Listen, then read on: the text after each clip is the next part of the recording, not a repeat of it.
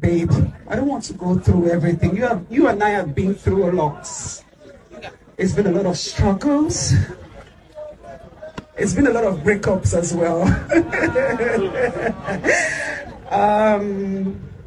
You've gone, I've gone. I've come back, you've come back.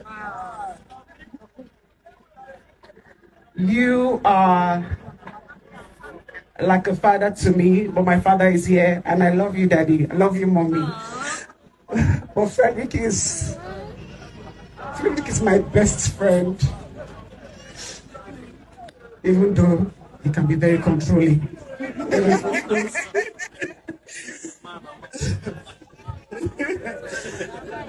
But Frederick loves me. I've seen you fight so many people for me. I've seen people say, why not an Igbo girl? And I've seen you say, it is Peggy. And for that, my husband, I will love you. I will learn to be a better woman. Babe, I will never be perfect. I will still fight you. I will still protect you. I have protected you from the first day we met. When I met Frederick was not this female that everybody know. But I see on the internet and everybody say, Peggy, you're lucky, Peggy, you're lucky. People don't know what I've been through. I have stood by this man. But most importantly, I have met a man who says, Peggy, I will take care of you, be patient. He promised me that he's going to spoil me. And Frederick has been spoiling me silly. And I just hope that this goes out to the internet. Every girl should be patient. I have been patient.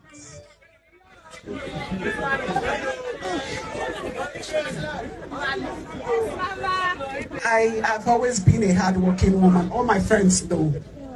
You understand? But when I met Frederick, I saw a man that was willing to make money. I saw a man that is not a womanizer. And most importantly, that is why I stayed for this long, babe. Please don't change. Hello everyone, it's me, your girl Nonye, and this is Chat with Nonye. If you're seeing me for the very first time, please subscribe, give this video a thumbs up, and share your thoughts down in the comment section. Yeah, I know we've been talking about marriage back to back this past few weeks, and the reason it's as simple as, this new generation getting married, they really need to know the importance of the institution. Today I want us to have a critical look at Frederick Leonard and Peggy Overy's marriage crisis. Everybody has their opinion about the whole thing. And on this platform, we look at both ends. We don't judge, but we try and understand, okay, what happened?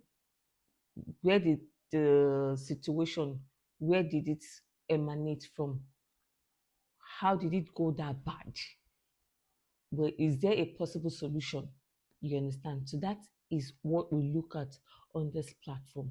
Now, before we really talk about these two beautiful people, we need to first have an understanding, because a lot of people out there believe that everybody is meant to be married.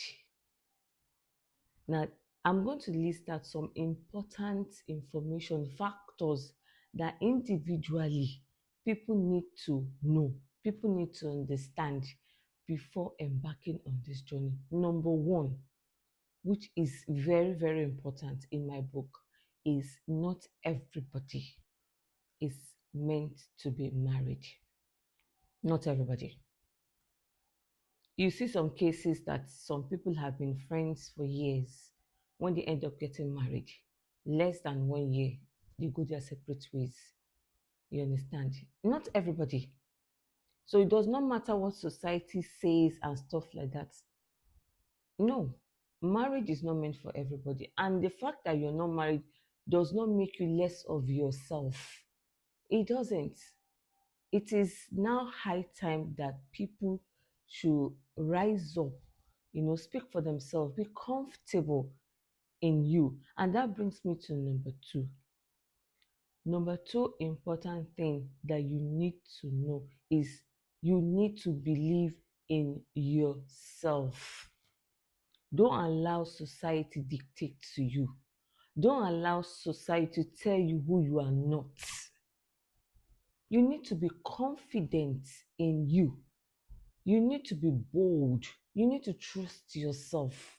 It's important because when society, when they sense that you're not bold, when they sense all these lapses, they dictate, they control, they manipulate, but in a subtle way. Society can be your family, society can be your friends. Society are not people far from you. They are people within your vicinity, people within your company. You understand? Those are people that, in a subtle way, define you. That's if you don't believe in yourself. They, in a certain way, nudge you into a path that is not meant for you. So it's important that you believe in yourself. It's important that you stay true to yourself. Then that brings me to number three. You know, a lot of people overlook red flags in relationship because they want to get married. Please, if you fall into that category, stop. Because red flag might start small. The only way you can stop it, nip it, is when you address it. What I regard as red flag might be different from what you regard as red flag. But whatever it is, once you're not comfortable with that thing, you need to address it with your partner, with whoever you're in a relationship with. Don't overlook it. Don't say he will change, she will change. No. When you don't address issues from the beginning, there's a higher chance that it grows because you keep feeding it. And because this other person that is doing these things knows that you're desperate, or you love the person so much that you can take it, they keep giving and giving and giving. So please, red flags, don't overlook. Nobody should overlook red flags. Sit down and talk about it. Then the final one is because you're from a different background, you have your plan, you have your goal. So also is the other person, be it a man, be it a woman. You are both coming from a different family orientation. Love brought you together. Now, before you take the vow, it's important you discuss your future plans and future goals. It is very important because you hear some people would say, we got married. I want my wife to be a stay-at-home mom. I don't want a nanny. I don't want this. I want fresh food and stuff like that. Did you have that discussion with her? Did you guys actually talk about it? These are one of the reasons marriage crash. The man wants something different. The woman is a career woman. She does not have time for that. She rather employ helps that will do that. And the man will not eat any food that is made by house help. Did you guys discuss it? That's why I said sit down and discuss your future plans and goals. And please, please, please, please, in as much as love brought you together, in as much as you want to take this vow, in as much as you want to go on this journey with your partner, please, for whatever reason, Yes, we are meant to respect each other. Yes, there are times where rules are bent, but don't neglect yourself to please somebody else. You will get tired. Don't go into a relationship based on desperation. Don't go into a relationship based on the fact that you want this person to change. Marriage does not make you special. Marriage does not mean that he chose you over others. No, absolutely not. Whoever that will not change while you're dating will not change while you're married. I'm sorry. Now let's go back to today's video. Yes, I read about, in fact, on the day of their traditional wedding, I saw the video, and that was why I played the video before I started talking, and Peggy was now singing Jonas praise. I love you, babe. He does not cheat, blah blah blah. You all saw the video. You understand? Nobody knows whether he's a cheater, whether he's not. Nobody knows. But what I'm trying to bring out of this is the fact that now the reason they are having issues is because of Angel Nikki. Angel Nikki happened to be Frederick Leonard's friend, allegedly side chick. Now, Frederick has been with Angel long before he met Peggy. Frederick and Peggy had been friends for 3 years before they officially went into a relationship for 7 years. That is 10 years. 10 years. And in these years, they've been off and on, off and on. But in this off and on, Angel has been the constant person over time. Now, that's why I'm saying that anything you call red flag, address it. I'm sure for Peggy, it was okay, for not that she was happy. Obviously, she wasn't, but she just felt when Frederick marries me, then he will move on. He won't have anything to do with Angel anymore. Because in one of her write-up, she said whenever she, confronts Frederick about Angel, he says some stuff about her just to prove to her that she does not have anything to do with Angel. But behind her back, it's a different ball game. And Frederick said he's not going to leave Angel simply because Angel has been in the picture long before Peggy came on board. Now, Peggy felt being married to Frederick will make him leave Angel. If Frederick indeed wanted to end his relationship with Angel, he would have done it long before he got married to Peggy. He would have done it long before that. Now, you can just imagine the amount of years they've been together, and their marriage only survived 2 years. 2 years. And these people have been to, now let's not count the 3 years that they were just friends. Now let's concentrate on the 7 years that they were dating. They dated for 7 years. In that 7 years, in and out, they will fight, they will go their separate ways. After some time, they will come back, they will settle, and they will continue. But being married could only survive 2 years. What does that tell you? Now, do you want to tell me that whatever it is that made their marriage crash for that 2 years was never present when they were together in that 7 years? Is that what you want to tell me? No. I sense something in all of this. Peggy was determined to own Frederick.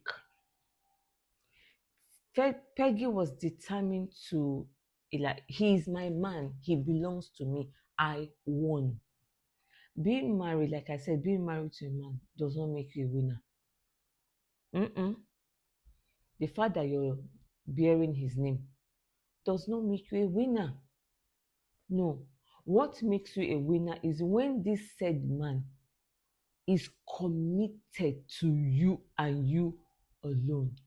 What makes you a winner is when this said man realizes that is at the verge of losing you. He does everything possible to win you back. Is what makes you a winner. What makes you a winner is this man is looking at you and saying, you're my ride or die. This man is willing to let go of anything than to let go of you. That's what makes you a winner. Not the fact that you're married to him, not the fact that you have kids for him, and not the fact that you bear his name. It does not make you a winner. I need women to understand that fact. I need women to understand that fact. Because that is actually a major mistake. Most people are saying out there that is good to is best to marry late and marry right. You can marry early and marry right too. You can marry early and marry wrong. You need to open your eyes and marry right. A struggling marriage, a marriage that is good, a marriage that is bad, is hard work from both parties. We need to come to the realization that something that you would not take ordinarily, don't let love overshadow you. Don't let love brainwash you. Don't aim at the impossible while you are married. Try and see if that impossible is made possible while you're dating before going on that journey. That is the whole of all of this. That is where Peggy got it wrong. Because even as we speak, Frederick is gallivanting everywhere with this said woman. He doesn't care. He doesn't. He doesn't care about Peggy or whatever anybody decides to say. He's not bothered. What does that tell you? What does that tell you? So now let's go back into, being in a relationship and it's a toxic one. You fight today, you go your separate ways, you come back again, and you reconcile, and after a few years, 1 2 years, you fight again, you go your separate ways, and you feel that you are best to be married. No, that's why I said you need to address there's something that is always causing that rift between the two of you. There's something that is always making the two of you go your separate ways. Now, when you come back together, do you address that something? Do you talk about it? Do you find solution to it? Because I sat down and I looked at these two people, and Frederick had always said something that he would not marry a woman that works in the same industry as he does. He's an actor. Peggy is an actor. Peggy said he's a typical Igbo man. Is it when you read some stuff that she's writing, the question that keeps coming to my mind is she discovering this man for the first time? Is there anything new about this man? I don't know if I'm the one that is overthinking the whole thing. I really don't understand that part. He's a typical Igbo man, he's a this, he's a that. These are things that was visible to you while you guys were dating. But it was not an issue for you. Then why then is it not an issue when you got married? How were you able to solve, manage such situations while you guys were dating? Why didn't you apply the same principle? That thing that sustained your relationship, why didn't you apply the same principle in your marriage? That's why I said, talk, talk. It's it's normal you have a misunderstanding while you are dating, but when you come back together, when you realize that I love this person enough to want to continue this relationship with this person, now you sit back and have a genuine heart to heart talk. Babe, what happened? How do we address this? How do we make sure that this does not happen again? When you have a genuine talk, and when you see that both of you are working towards correcting that thing that made you go your separate ways, then you know that truly, when we are married, there's a tendency, there's a high chance of this marriage going places. I might be wrong. Like I said on this platform, we analyze situations. I won't just come and sit down here and talk. I'll do my due diligence. I sat down from both ends. I'm not saying Frederick is a saint. Yes. But the truth there is that Peggy didn't want to let go of Frederick. Even up till now, if Frederick should um, end his relationship with Angel, Peggy would take him in without batting an eye. But Frederick is not willing to take that chance for whatever reason that suits him. Now, they've gone their separate ways, you know, coming online, saying this, that, and it is well. It is well. But the truth there is, marriage is a different ball game, completely different world. So when you're dating someone, don't believe. I said in one of my videos, nobody changes. Nobody. But the truth is that while you are dating, there's some things that, as in your true you, your true self, you understand, stays somewhere. Now, when you now get married, you're built a home. Now that part of you comes out. That is what those for those that have a healthy marriage, healthy relationship. When those things comes out, are like, oh, I didn't see this thing inside of you. I never noticed this.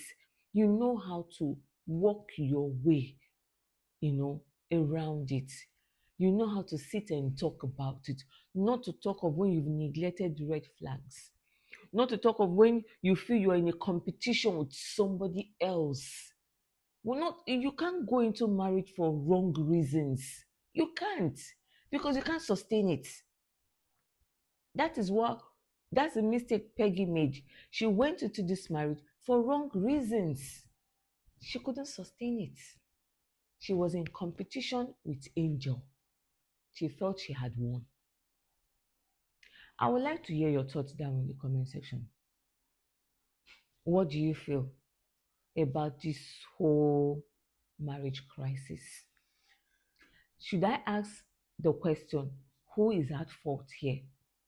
Or how do you feel they can resolve this issue?